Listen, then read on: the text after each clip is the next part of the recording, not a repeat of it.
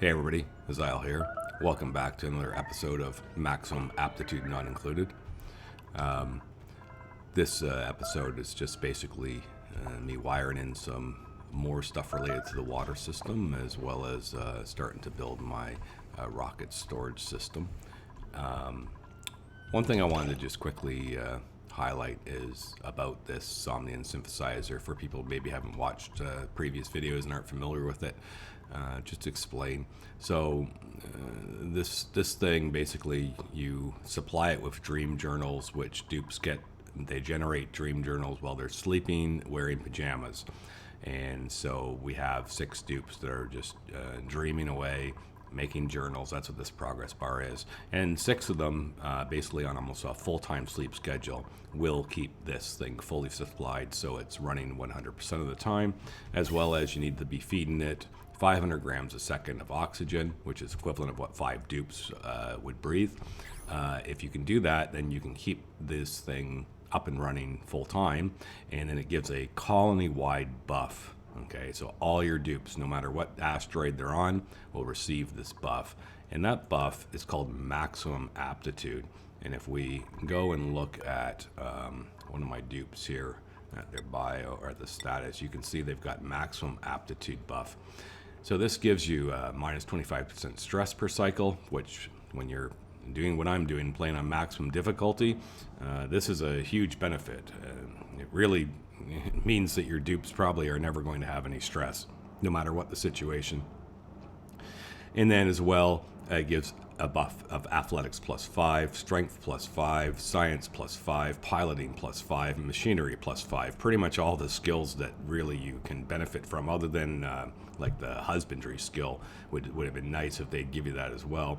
Yeah, science doesn't mean that much. It just means all your dupes will learn their skills faster, right? Because their stats will go up faster, not their skills, their stats, right? So, for example, if we look at this guy for his attributes, is what they're called.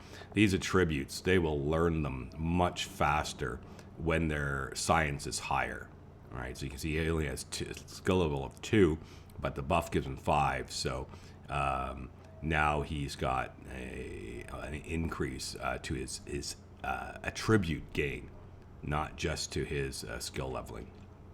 It's a little confusing the way they word it all, but it has been tested, and it is. Like if you were trying to get your athletics up, the higher their science would be, the faster it would go. So even on these dupes, though, who are wearing pajamas, and pajamas give you a nodding off debuff of -8, you can see with the skills I took, along with that buff, along with he's sparkle flattered, and his skill level at 15. So he's still maintaining it. Right now he's at a 21 level, but forget about the sparkle flatter. It's not reliable. So he's still holding a 16 buff to like a 16 stat to his athletics, despite having -8 to them. But he has a natural 15. I trained them all up to natural 15. But if you go and look then, if we go and find one of my actual, original dupes that's highly skilled, and a lot of dupes, they don't have much natural piloting skill, and they only gain that skill when they're actually flying craft and piloting, so it's a very slow in the raid. So getting 5 points in that actually is a huge boom, because it gives you like 18% rocket speed. 15% of that is probably from that buff, and so that does certainly help quite a bit. But look at her athletics, right? Has her natural skill of 20. She's fully trained in it.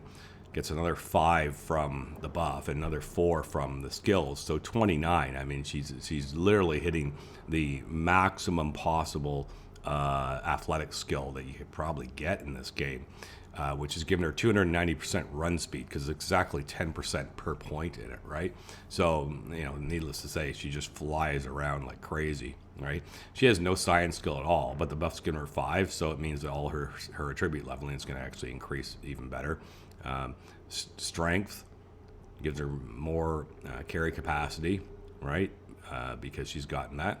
And when you consider that she'd have a 13 strength if she didn't have that buff, well, that's quite the increase for it. So that's basically what overall that buff, even in machinery. I mean, that's maxed out. You can't get higher than that 31, right? Which means she really does the machine operation speed. Like, it just flies. And then if we were doing the NG's tune-up, right, if we wanted to apply that in order to utilize materials in order to have more power efficiency, 78%. I mean, you're almost doubling the effect of the NG's tune-up duration. I think normally it's like 2.5 cycles, and so that might push to 5 cycles.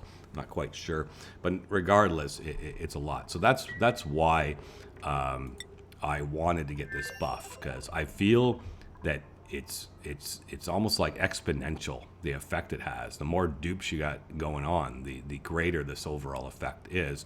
But it's really not of any use if you can't keep it up full time. So it's probably one of the more complex things to set up, and it does require you, as I've done here, to basically create an entire system, a base system, with at least 6 dupes sleeping full time, if you want to have that buff running consistently all the time. So it's not like something that you can just kind of throw a bit of resources and work at, and suddenly you unlock it and get the buff. That's what I originally thought when I started looking into it, is if I just completed it, then I'd have it forever. But no, it does require a whole system in order to have it. So that's, I just wanted to detail over like why I've been spending so much time on getting this, but I have achieved it. This is the one thing, even though space is having a lot of issues, and I'm still having to refine a bunch of stuff related to the water generation and so on.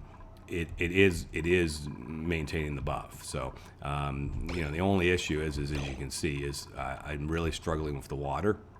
I do have some long-term solutions for that, and I talk about it in this video. But yeah, this is like, another immediate problem that I now have to focus my attention on, to be sure that the water supply doesn't stop for the entire system. So anyways, if you enjoy my content, I'd really appreciate it if you hit that like button. It doesn't cost anything to click the like button. Consider subscribing so you'll know when I post new videos. I try to post one every single day. And if you want to leave a comment or feedback, it's always appreciated. That being said, enjoy the video. Okay, so there's been a whole bunch of stuff going on. Over the holidays, I played quite a bit, but I wasn't really recording what I was doing, so some time has gone by, but mostly it's just trying to further fix various inefficiencies. The power need has grown, and a mistake that I had been making was with this. I'm just tearing it out now.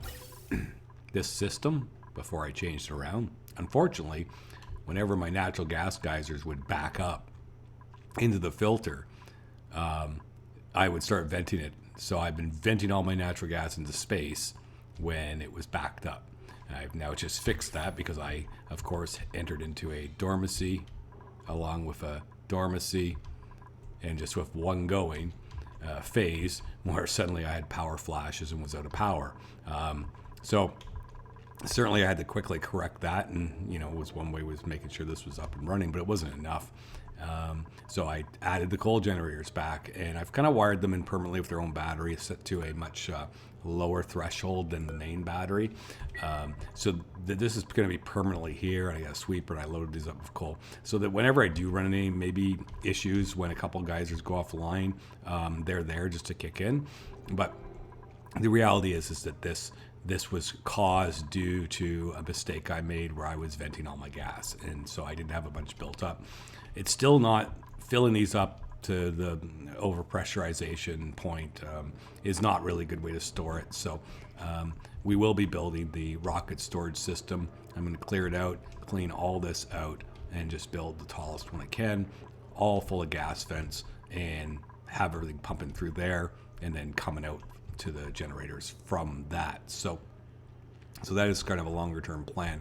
One of the biggest issues is water. I talked about that previously. This thing will not produce enough water. In fact, I will end up getting rid of these eventually. I mean, it's just, there's no need to have it. So I talked about that before, but I think I will move towards trying to get rid of these and finding different water solutions. So what I have been doing, a couple things in order to just make sure I don't run out of water, because then all my plants will be no good and I will have no food here, as well as oxygen. So first step is reducing the amount of water that we're using here, because this produces too much oxygen for what I need. And so what I've kind of done, and again, this has issues if it backs up, and the reason it has been backing up is because the power flash has caused these to go offline, and when they go offline, then the oxygen stops, and if it backs it up, then we can't clear it out fast enough, and then this starts to have issues. But it is running good. But what I'm doing here is now we've got, so this one, which is able to do push out 500 grams a second, along with the one that it filters off hydrogen and he adds to it. This one is the one that is supplying the base with its oxygen, right? Which is, it'll be 888 basically, or roughly there. So more than enough for 8 dupes. And so, but then the idea here is that this one and this electrolyzer, so this electrolyzer and these 2 pumps, if they're flying it out, and then the line for feeding the Dream Machine, which only uses 500 grams per second, if it doesn't need any more, we were venting it. That's just wasting water, like a lot, for no reason. So what I've done, and I'm testing it still, but I think it's been working quite good, is I basically hooked up automation to this and set the threshold to like 80-30, which is the right balance for when it stops, when it starts, from what I've watched. So that automation just runs down here and turns off 1 electrolyzer and 2 pumps. So basically now we're able to provide this with a steady supply, so it never turns off. But we balance it with this, and so we're not making oxygen when we don't need it for that by tamping this one and these off, which then reduces the overall water. So now the water usage is balanced. Like, we are generating the oxygen we need to feed the dupes, what they need in the base, as well as to feed this machine. And then when it doesn't need to be used, it tamps off this one. So then we just drop back to the 888, which is just for the main base. And this one kicks in whenever it's required. That seems to be working pretty good. And overall, the theory is correct and sound. And I haven't been ever really venting much oxygen. Obviously on this one we still have it, but as you can see, and I've just changed it over, that's why we're still having some pressurization issues, but it's starting to come back again.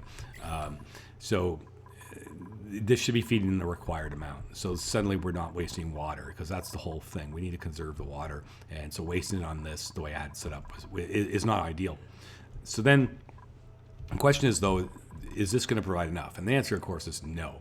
This is not going to provide enough water by any capacity for what I'm using the water for. So I need additional sources. So what I did was I started, basically, I initially decided, and I probably talked about this in a previous edit, I was going to use all this polluted water. I had lots of it. So these were all full of polluted water. These were all full of purified water. And I was like, oh, well, I'll just use that water. We've got lots of it, right? And so I ran it up here to this thing, and I started basically, you can see how many times I hooked various systems up to it and started firing it off. And I even got all the radioactive things on this side, plus this one, all fired into it. So it was just firing water like crazy. And then, of course, this ran out of water, and it's dormant. So that caused an issue. So I took that offline. Obviously, that's not going to be what we're going to do. Now I'm having issues because I've ran out of the water from this supply and had to reroute other water. And then I was like, well, this one and this one have such an excess. So we did start using this water, and because we were right up to the roof on both of them. So I brought that down to a level where it's like, you know what, I don't want to go too much lower than that. Let's not get silly. So then I stopped using that water as well. But that also supplied for me to dump a ton of water over there. But the last thing, and which is going to be the true source of the water, is here in space, we have this helium cloud, which is 80% water. So I've been sending my miner rocket here to mine the helium cloud. There's even another one here, not that it matters because it's farther away, but I've been this is exactly 5 tiles, so it's perfect for my mining ship. So I've been going here and I got a load of water, and what it did was it came here, it mined, and it brought back 20 tons of water. And when it landed, of course, then it ran through the unloading system, and I put it up through a bunch of containers just in case I start to back it up at all, which hasn't happened. And then it feeds it in. So that's what we're doing. We're basically mining the water from that helium cloud and then firing it all off to the other base. And this thing fires an impressive amount of water to the point that when it has a load to fire and it's going, the pipe here from the receiving is going nonstop. Like it can't even open them fast enough for how fast it's bringing them in, and it's bringing it all in. So that looks like that's going to be my solution for keeping enough water in here for the time being. Long term, though, I think that this planet, can we see it? Yes. Watila, we all know what this is. This is just endless water. And there'll be at least 1 or 2 water geysers down in there. This is endless water. It's just all water once it's uncovered. This may end up being the solution of coming here, setting up I gotta check the radiation. Not bad. Setting up a launching thing and some power, and I can, because water's endless, I'll just use electrolyzers to generate hydrogen type system and let the oxygen just vent into space. I'll be mining the water for the hydrogen basically, and then basically just using that to power it without any dupes living here, and it uses the radiation. And as long as I set it all correctly, it should be an easy build. It will just fire the water to that other base constantly, and I know how this is. This is so much water. It may be the solution to just, here's the water for that base, okay, and we'll just fire it. Then we'll use broadcasters to communicate back and forth for when it needs water or when it doesn't need water. So I've got a couple ideas of how I'm going to handle it in the short term, the medium term, and of course a master plan for the long term will be to come here and set up some kind of system to utilize the massive amounts of water that exist on this asteroid. So that I think I'm going to be able to correct, and I think the power issues, as soon as these get out of their dormancy cycles and I set up the storage system properly, I think that the power is going to be stabilized and won't be any issues. I did try with the asteroids, so I cleared all this out, and when they crash down, they melt immediately. But you can see this has been a grand total of 2 asteroid storms or meteor showers, and that's the water we've generated, and that's just so little. Like, they don't happen that often. So while I will still let it happen and keep letting the water collect here, that's never going to be a solution for supplying water to this thing. It needs way, way more than that. I'm going to have a hard enough time keeping up just mining the water from the asteroid and bring it here until I can determine how I'm going to set up to do the Watila thing. The problem with the Watila thing is that, if we go and look at the star map, it's unfortunately, it is here, and that ends up being 1, 2, 3, 4, 5, 6, 7, 8, 9, 10. I'm 1 tile short for my Radbolt rockets, right? So to do that, now luckily we've really developed Soilala. Really then what I'm going to have to do is leave here with a full tank, land here, top it up, and then I can go there and back type thing. So Soilala is going to have to grow a bit, and the radiation here is not bad. It's about the same as everywhere. So I'm going to end up having to utilize this area, which is good that it's all space, okay, because that's important when you're building those Radbolt systems.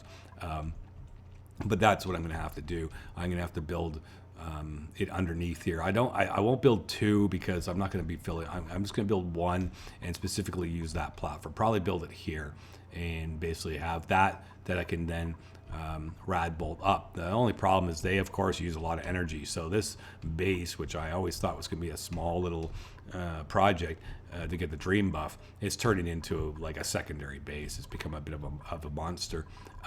However, it is working, and luckily power is never really that big of a deal. I can't utilize the oil wells because, again, it needs water to pump it out. I'm definitely not in a position to do that.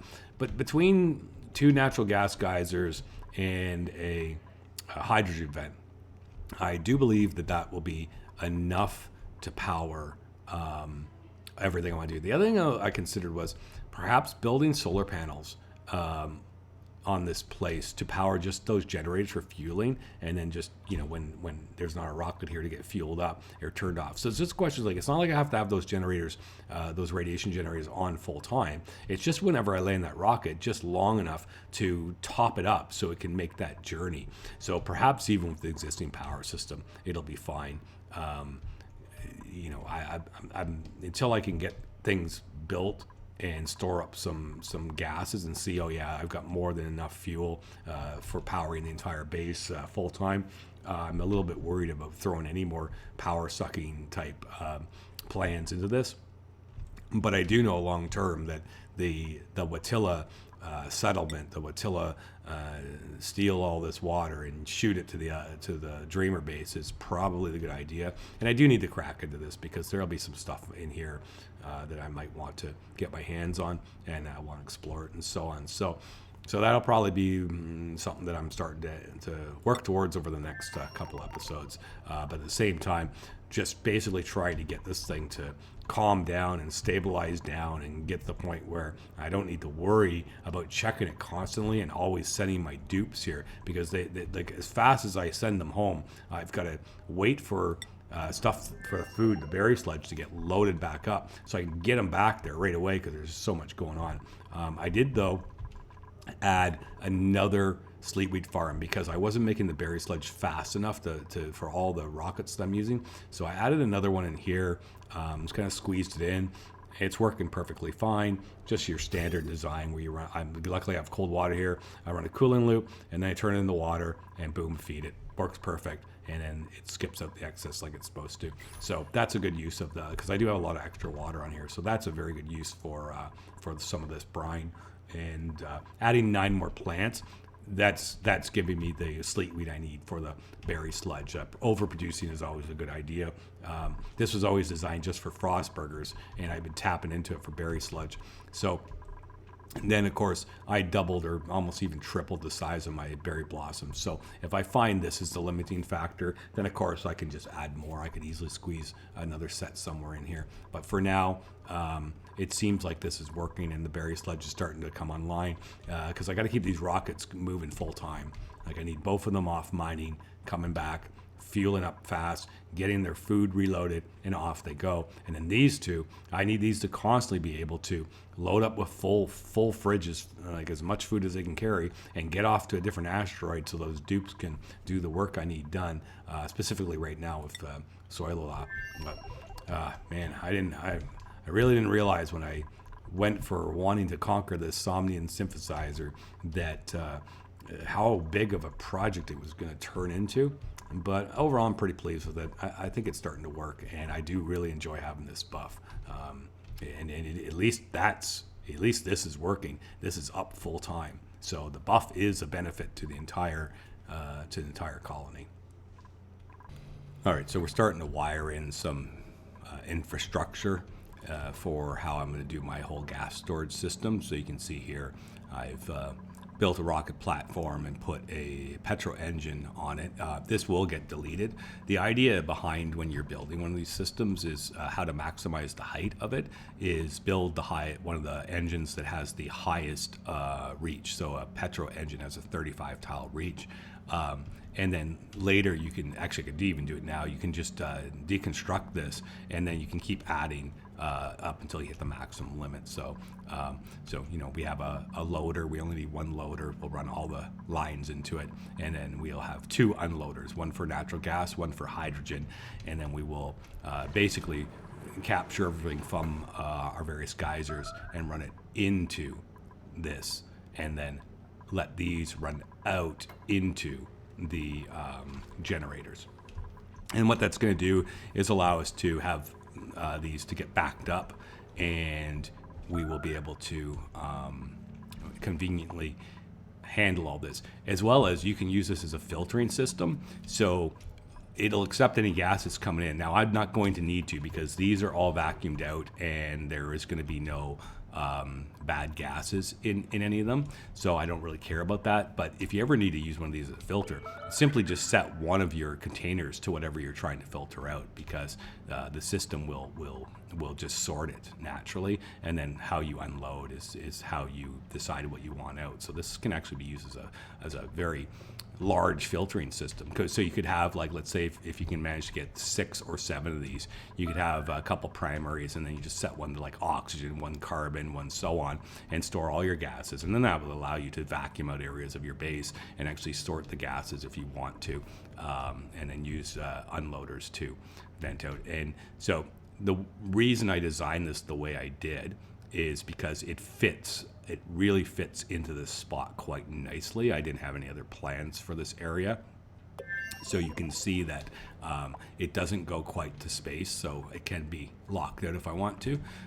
But the main thing is down here, I have lots of room if I want to add on more loaders for any reason, or unloaders. For example, I may find that there's too much gases from all 3 of them coming in for this loader to handle it. That's possible. I don't think so, but we'll check and see. So I could add more loaders into it, or if I ever wanted to do liquid, I could add a liquid one in here and add a loader. But especially on the unloaders, I have lots of room to add more of them, because you can see how tight they go. I can get like 3 or 4 or 5 more on here. So just if I ever wanted to expand this whole system, so it fits in quite nicely here. So they're just wiring in all the piping. None of it's going to be hooked up initially. It's just run to where I want it to be, and then once they have it all fully, all the infrastructure of it all measured in, I'll just flip it all over so that it starts running through the system, and we can start to actually save up gases in the future. Now, it's not going to matter now, because obviously we're using the natural gas that this one's making. We're using it as fast as it can produce it. But once this one and the other one, and they're very close, like once these 2 kick in, so this is in 4 more cycles, so suddenly the natural gas is going to flow, and we'll want to start saving it. And then hydrogen is set to go in 6 cycles, so they'll be the same thing. We'll want to be saving it up, right? Because they'll get to a point where, with all the generators going, it'll be providing far more power than is required. Even now, the natural gas is kind of keeping up, where the coal generators are kicking in a little bit, but they're not that often. So as well, we did go and make another mission with our rocket to the hydrogen. Where is it here? To this thing here, helium cloud, right? Because it has such a high level of water. Now, I think we went back a little bit early because we didn't get a full capacity out of it. So these things take time to recharge. So I hit it a little aggressively, but that's fine. I did come back with quite a bit still. And so, of course, all that water went through this whole system. And even if I got excess, it would be fine. And then it just rapid fired it all out. Like, it's just really, really quick. In fact, I'm wasting a lot of power by not having this automated, that when it doesn't have anything to send off. Now, it is still firing a little bit off right here. That's because I've been loading steel into it. Been trying to make some steel and send it over to the other base, because you need to build, unfortunately, each one of these is 1,000 steel to make them. So you need a considerable amount of steel to actually build one of these to its fullest level. So I just added one more, and I'm hoping I can get another one, but I don't think I have enough steel yet. No, still short on the steel.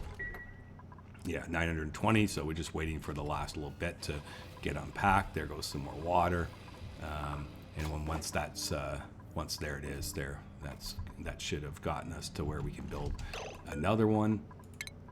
And large gas, and boom, there we go. So the timing will be perfect, because I'll have this pretty much done and ready and wired up before those vents turn on. And their food right now, yeah, they can still stay for a little bit longer before I'm going to have to send them back. I did have one incident to talk about. Look at my Millennium Falcon here. Okay, so this is the one that's going to get the water, and it's a little bit of a journey, right? It's 5 tiles and 5 tiles back. So I'd sent him out there, and sometimes you just forget to check stuff. And the one thing I forgot to check is if there was enough algae for the trip. And I guess there wasn't, because he was out there, come on his way home, and all of a sudden there was no oxygen in here at all, and he was suffocating, and he still had like a cycle and a half before he was going to land. So that was quite the predicament, because what do? You have no algae. How are you going to make oxygen? And I started brainstorming.